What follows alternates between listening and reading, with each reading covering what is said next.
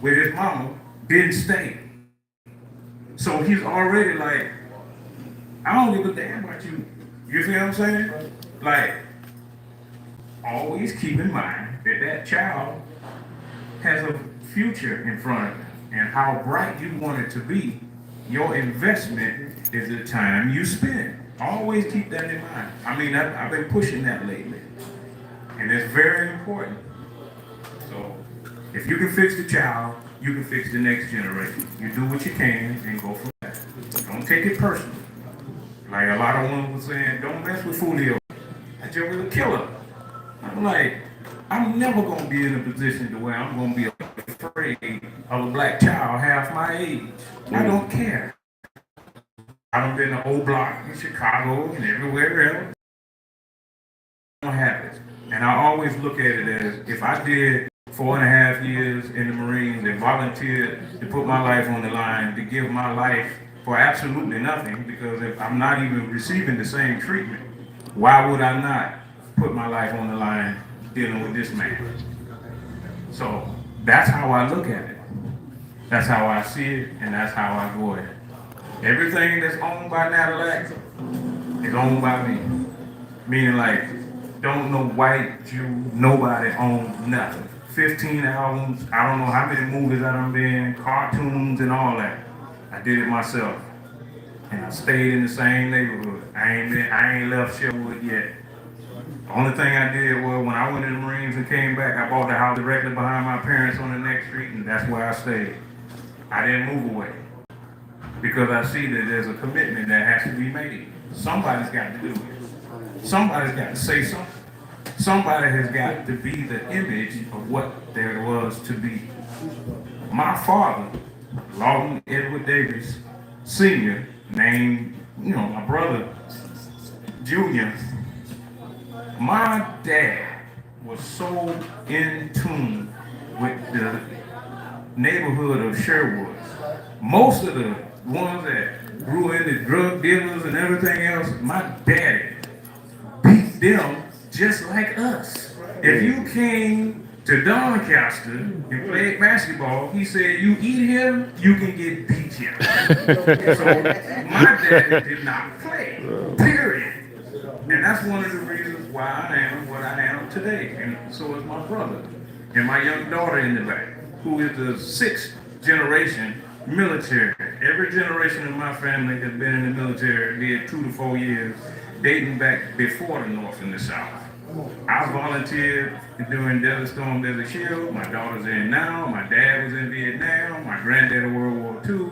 His father was in the Spanish-American War. The one before him was a runaway slave that got caught in Fort Negro, where Andrew Jackson, who Jacksonville is named after, blew up the compound. He had to go back into slavery, and he got bought by Massa Wells with the last name Davis, and that's why my name is Davis today.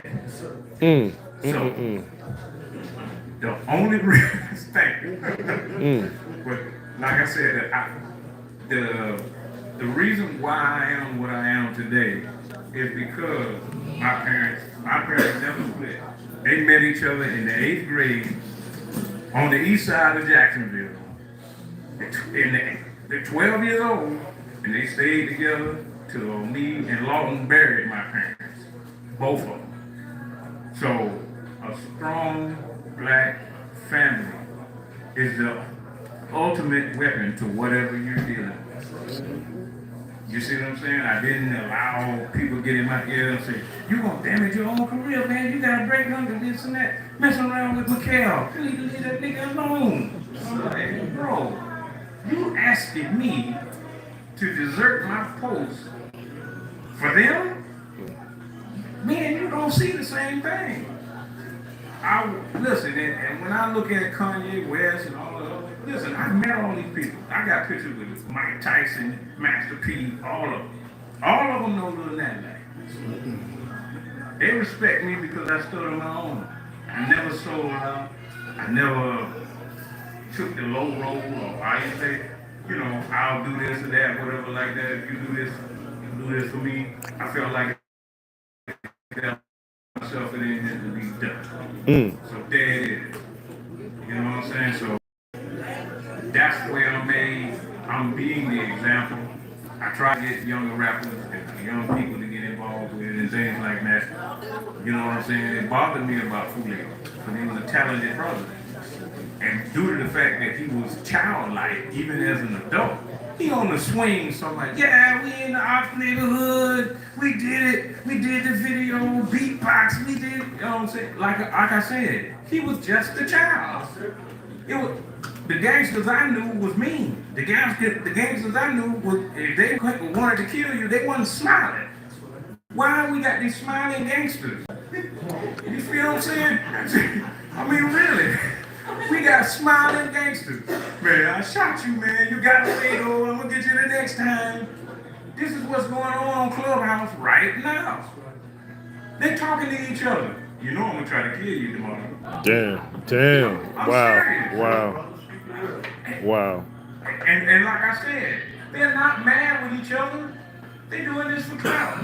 Likes, clicks, comments, shares. And the part about it that they don't understand is when they signed to these record labels owned by these Jews, the reason why they're pushing that narrative and they're not trying to save their artists is because they got them all on life insurance policies. They're going to make money even in their death. They don't care. They don't care.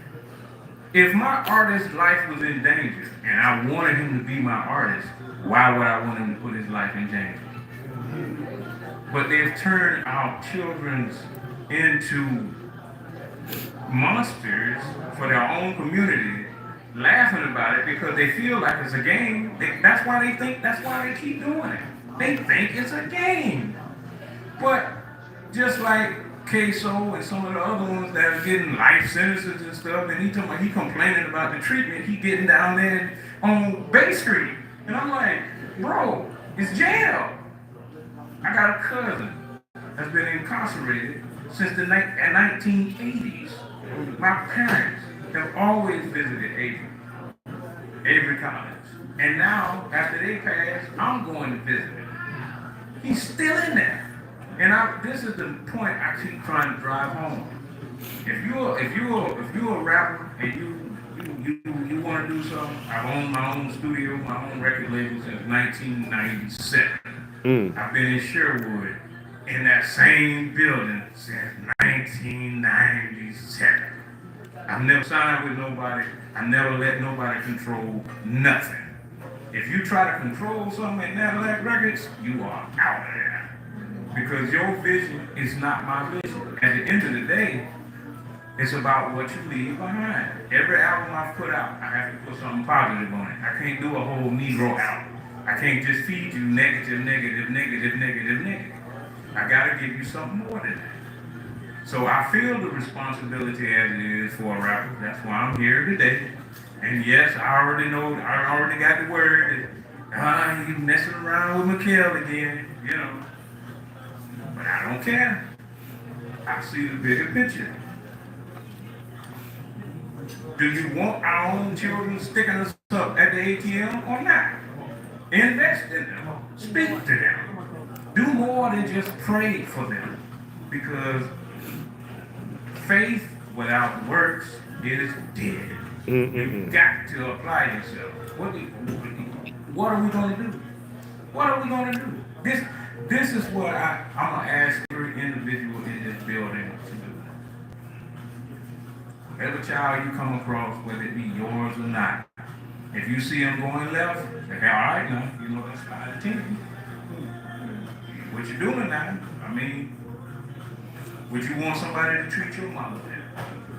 Would you want somebody to treat your daddy that way? Would you want somebody to treat your child that way?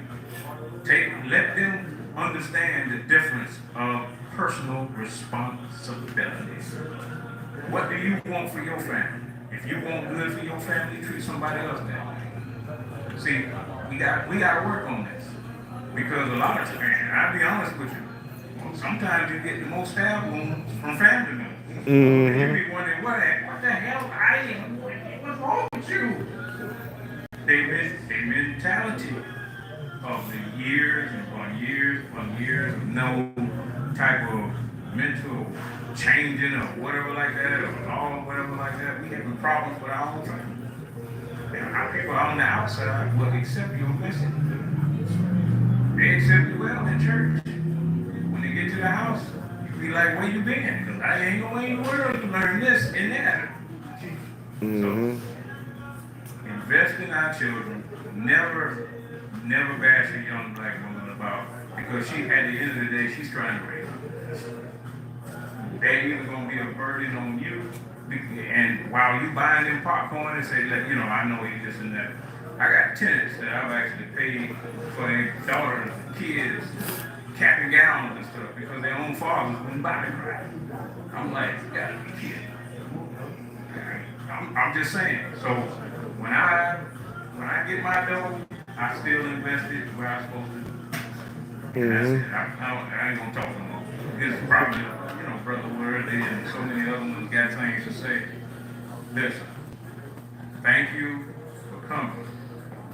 This shows that you actually care about your community. These are some of the first steps that you must make. You are unified even in here. It's because we must be all in agreement or we would not be here. So let's just go into the next phase. Every step you make sure, whether it be children or someone else or this and that, try to fix the way you see things. If you ever move, don't move from the north side. Stay your black behind on the same black neighborhood. No neighborhood, whether it be Cleveland Arms or wherever it is, the buildings ain't bad. The mentality of the people who live there is. So until we change the mindset of the people that live there, the neighborhood is always going to look bad. But it won't be bad if we fix this and that.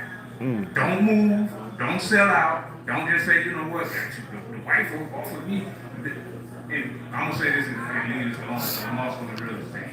2016, you could have got a house in Sherwood for less than $36,000. Today, $350,000. And here's what happened. Every black-owned home in Sherwood on the north side, here's what they did. They bought it cheap. They got it because somebody didn't want to pay the tax. And after they got it, they went from 36, sold it for 50. So they made money off of that. They're actually blood sucking us every day over here. And until we take advantage of our own neighborhoods, love it, treat it like you want to be treated, listen, there's nothing wrong with the north side. Nothing. And the best part about it is it's majority black owned. Don't you ever let nobody say nothing bad about the north side of Jacksonville. Never. Because you own it. You let that, they're trying to talk you out of your own property. Now, I watched the house across the street from my parents go get bought for $36,000. The next time it was $50,000. The time after that, it was $80,000. The time after that, it was $110,000. That joke is up to $200-something thousand. That means every one of these so-called house flippers done flipped it, made a profit. Flipped it, made a profit. Flipped it, made a profit. All out of your community. You got to stop it. Don't sell them jack. If you got something owned, keep it. Keep it. Don't sell these. Don't let these people call in spam calls. I want to buy your house. What the? Listen. Hey, you want to get me hot? You call me and ask me for what I got. And I told him, I said, listen, if you ain't got $3 million, I ain't got nothing for you. He said, well, it's not worth that. What the hell are you calling me for? I ain't got a sign in my yard saying I'm trying to sell it. You trying to take advantage of me. And you liable to get somebody older to where they're already at the point where I ain't going to be here. I guess I can go ahead and sell it and live with us for the past few years of my life. They're taking advantage of us every day because we get destroyed from the lack of knowledge. And it's pitiful. I put it like this. I'm old enough to remember what my parents told me. When they were first moved from the east side to Sherwood on the north side was all white. The blacks moved in, the whites took flight. They went south, they went here, they went there. And after they couldn't go nowhere, Now they trying to come back. And when they come back, they want to buy it cheap. They don't even want to pay you what it's really worth.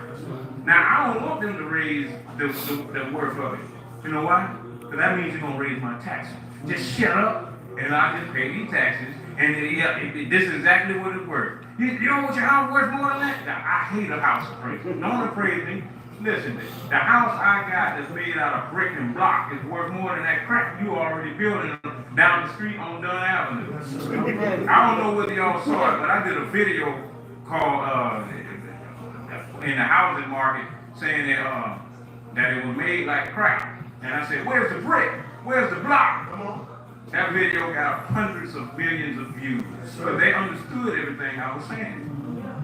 Don't listen, if your house, your grandmama left your house and she done spent her whole life working for it, and her husband worked for it, this and that, you got no right to sell nothing.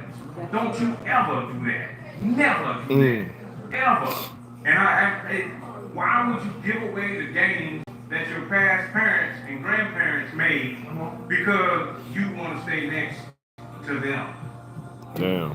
You gonna take one of my people I grew up with, like I said, I made shit with all my. She sold her mama and grandmama house so she could put a down payment on a new house on the south side.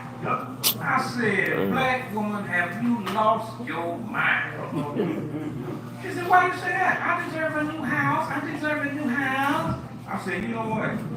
You went down there and got you 30 years worth of payments. Off of something you already own. Okay. You just went backwards. I said, I don't see nothing in that. I put it like this. If you had just saved your damn money, you could have spent whatever you wanted to spend on the house you already own. Fool. You know what I'm saying? Like, it don't make sense. Damn. You will never pay for it. And even if you do, it's made like crap. There ain't no brick over there, ain't no block over there. When the hurricane comes, it's gonna knock it down like a popsicle sticks. I mean, this is what you want to be. It's new. I don't care if it's new. I'm not new, and you're not new. So you don't need nothing else new. You just need you. Yeah, take this microphone. Give the brother a strong black hand. Brother's right on point, and we got to get back to investing in our communities. I want to bring up Sister Denise Hunt, strong black warrior queen. And on the way, let me acknowledge Sister Shirley, another strong activist in the community that's been on the front lines. And at this present time, Sister Shirley is fighting for the freedom of her grandson. So let's give her a strong black hand as well.